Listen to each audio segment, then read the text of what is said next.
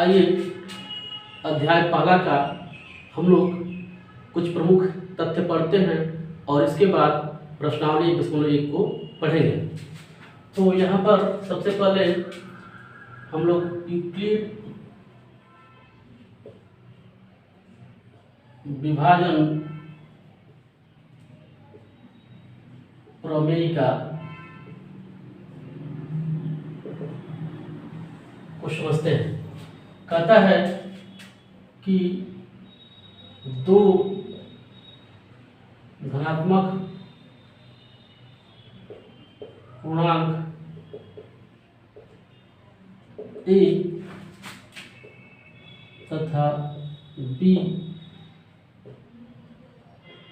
दिए रहने पर हमें दो अद्वितीय पूर्ण संख्याएं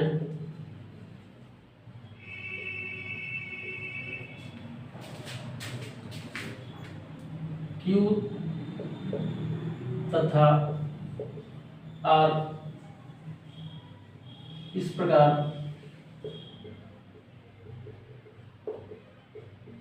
मिलती हैं कि BQ मिलती हैं कि A equal to BQ plus R, जहाँ 0 less than equal to R less than B है।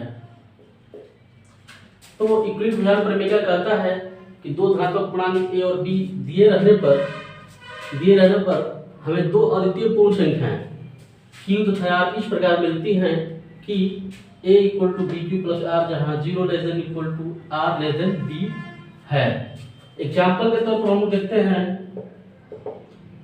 A इक्वल टू 15 लेते हैं, B इक्वल टू आपका 6 लेते हैं। तो 15 इक्वल टू 6 गुणे 2 प्लस 3, यहाँ अद्वितीय पूर्ण संख्याएं Q बराबर 2 तथा R बराबर 3 है। इसी प्रकार से और भी एग्जाम्पल के तौर पर हम लोग पूर्णांक ले सकते हैं जिनके लिए अद्वितीय पूर्ण संख्याएं प्राप्त की जा सकती हैं, जिनका रूप हम लोग इस तरह से दिखा सकते हैं। अगला एल्गोरिथ्म।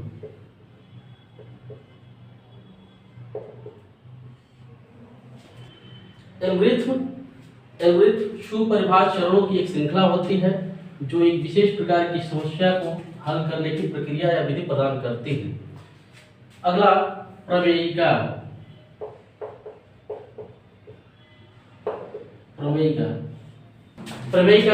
प्रमेयिका एक सिद्ध किया हुआ कथन होता है जिसका प्रयोग किसी अन्य कथन को सिद्ध करने में किया जाता है।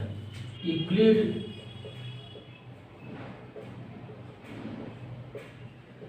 विभाजन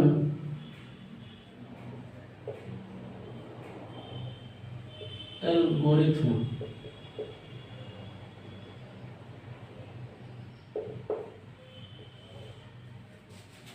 यूक्लिड विभाजन एल्गोरिथ्म कहता है दो धनात्मक पूर्णांकों C और D का HCF ज्ञात करने के लिए निम्नलिखित चरणों का अनुसरण किया जाता है।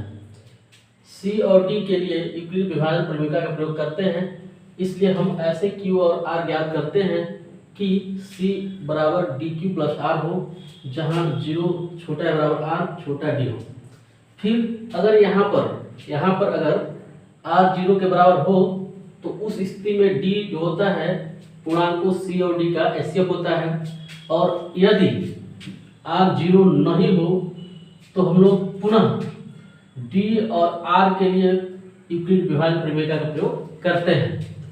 या फिर समझ लीजिए, यदि अगर R 0 हो जाए यहाँ पे तो D जो होता है पूर्णांकों C और D का HCF कहलाता है, और यदि यह 0 ना हो तो हम लोग D और R के लिए पुनः यूक्लिड विभाजन प्रमेय का प्रयोग करते हैं। और इस तरह से चरण 3 में कहता है कि इस प्रक्रिया को तब तक जारी रखते हैं जब तक कि शेषफल शून्य न हो जाए, और जब शून्य हो जाता है उस स्थिति में जो हमारा प्राप्त भाजक होता है वांछित HCF कहलाता है। एग्जाम्पल 20 और 26 का HCF ज्ञात करें। यहाँ पर हम लोग 20 और 26 का HCF यूक्लिड विभाजन एल्गोरिथम का प्रयोग करके ज्ञात करते हैं। तो हम क्या करेंगे, 20 और 26 के लिए यूक्लिड विभाजन प्रमेय का प्रयोग करेंगे। तो यहाँ पर 26 बड़ा है 20 से, इसलिए 26 बराबर 20 गुणे 1 प्लस 6 हो जाएगा।